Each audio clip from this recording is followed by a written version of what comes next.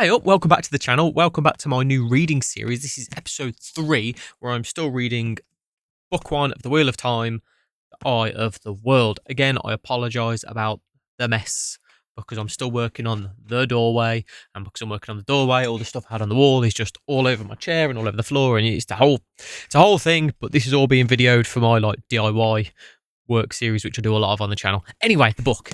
We're reading the book. I've also messed up a bit, because I did the other video. I made it on the 21st of May. It's now the 2nd of June. And I'd said in the last video, because I think I was on chapter 15, that I'd do a video at chapter 30, then 45, and then the end. So we would have got 4 videos from the book. But I've nearly finished it. I'm on chapter 46. It's just because the kids have been off for half term. So I haven't been in here editing or anything. Anyway, I'm digressing. The book. I'm sure where I'd left off before, it was pretty much seeming all about Rand, and it was plainly going to be him. But then it's, because I think in chapter 15, it was where he'd had that dream and he'd encountered the Dark One. But then after literally I'd done the video and I spoke about that, and then it gets in, carried on reading, obviously. And it's Rand, Matt, and Perrin are all having those dreams, exactly the same dreams, but they say the dreams, but it's kind of not more this Dark One's invading their fucking dreams and talking to them. But he's saying the same shit to all three. But I love now that it's I don't quite know what's going on with Matt and this dagger that he's got that's kind of corrupted him because it's evil. But I love with is it Perry or Perrin? Perrin. Yep, I was right. I love that Perrin's like a fucking wolf whisperer. I fucking love that. His eyes are gone yellow, because there's a big bit. I think that's why I kind of blasted through it as well, because there's a bit where the whole team got separated. Well, it was Rand and Matt, Perrin and Egwin, the girl, and then Morian, Lan, and the wisdom girl, lady. So split into 3 groups. So obviously you got the separate journeys of all 3 groups then, and how. So then obviously you're kind of going through they've got to find each other, but where will they get to when they finally all meet up again, and what would they have each gone through, and will any of them be fucking dead? But yeah, I really liked the wolf thing. I got to think about wolves. I like wolves. If you watch Game of Thrones or listen to Game of Thrones or anything like that. Listen to Game of Thrones? What the fuck? It's a series, right? Oh, what am I thinking now? I had it in my head. I should like wolves. So yeah, I like that he can communicate with them in his head. And they talk, but then he'll make comments like, "Oh, the hunting's no good there." So it's almost like he's turning into a bit of a wolf himself. But at the same time, it was all brought in about what was her name? Morianne was talking to the wisdom, basically saying that she can touch the one power, and then there's a segment where she's basically saying "Oh, let me guess, you healed someone once, better than you thought you could, but then you got sick, but you got over it really quick," and basically laid out this kind of textbook thing that happens when someone first touches the one power. And obviously she's a bit you could have guessed that as bullshit. You could have talked to someone in the village and known that, blah, blah, blah.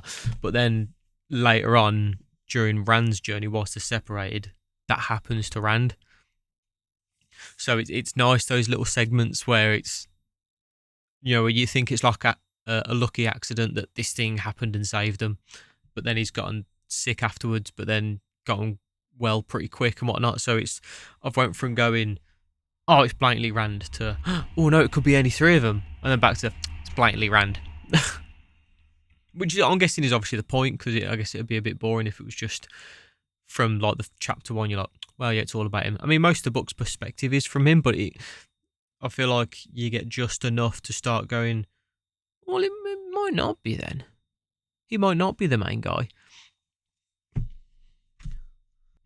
But I like this whole reincarnation thing, because in the prologue as well, there's that talk from the Dark One, him saying, we've been playing over this it's that this one in the battle. This is in the last dream he had, where he's like, we've been playing this back and forth for like as long as time's been around, sort of thing. But like, you'll have a different name and a different face, but it's always you, and it's always me and you, sort of thing.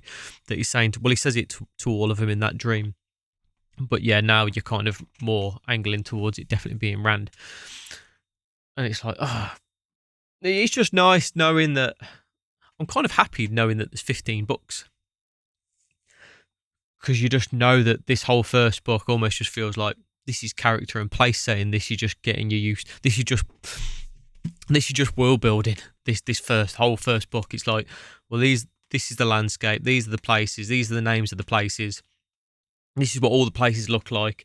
How they originated. Here are these characters. Now they've had some character growth because they've separated and gone like the 3 separate ways, and now they've kind of come back together.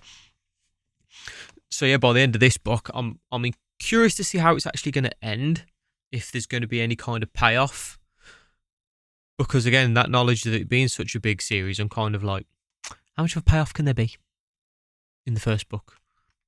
I'm assuming at the end it's just going to be more along the lines of, oh yeah, it is Rand then, because like his powers kick in, or his abilities too, or he's suddenly able to control it, whereas at the minute he isn't even aware that he's got it. But I feel like it's going to be a little payoff, and obviously a bigger thing of like, well, we've made it here, we've done this, but now we know that in the background the Dark One's been doing all this shit, so now we've got to fucking get to this place, or we've got to figure out how to do that, and like, come back to book 2 to find out, I imagine it's going to kind of go into that.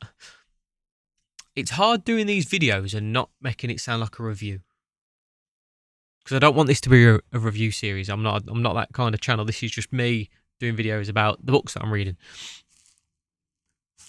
But I'm still enjoying it. Obviously, that's why I've smashed through it, because whilst they were on the separate journeys, it's interesting what's going on with them. And then as soon as they got back together, it was like, fuck, they're all together, and like they're so happy. I was like, what's going to happen now? They're like, oh shit, oh that's happened, and like it's just fucking cool.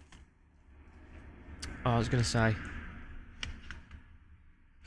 there is a thing I tend to do with these big fantasy books that I've done a bit with Sanderson as well.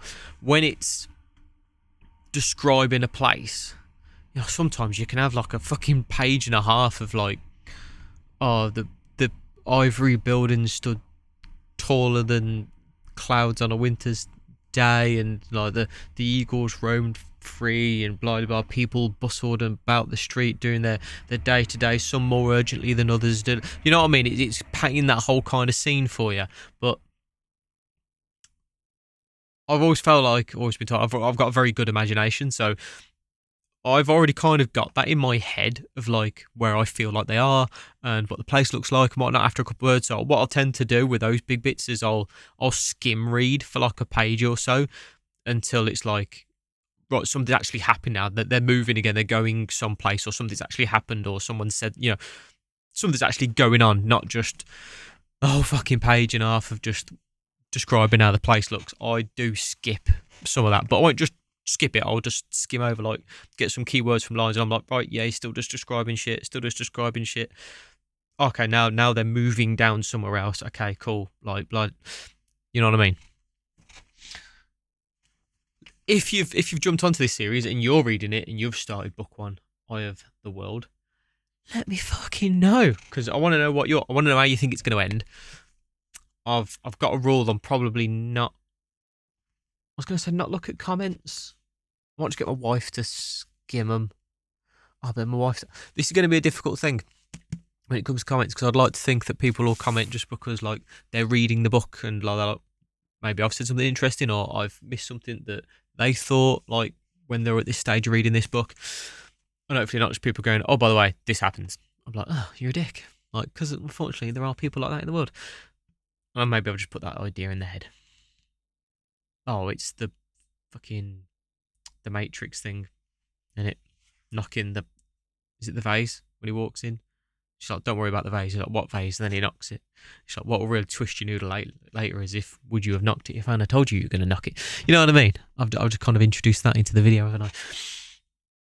So yes, I've managed to jump on and just talk about it now. I've got a few chapters left, but at least this way I can still do a video for once I've finished the book and how it ends and how I feel about that and what I'm looking forward to in the next one. In fact, I need to order the next book because I hate, like, yeah, I don't like having time in between. Like, as soon as I finish this one, I want to start the next one the next day. So I need to get that ordered. Like, comment, subscribe, and all that jazz. Let me know your thoughts in the comments. And I'll see you in the next video where we'll be talking about the ending of book 1, Wheel of Time, Eye of the World. I'll see you in the next video.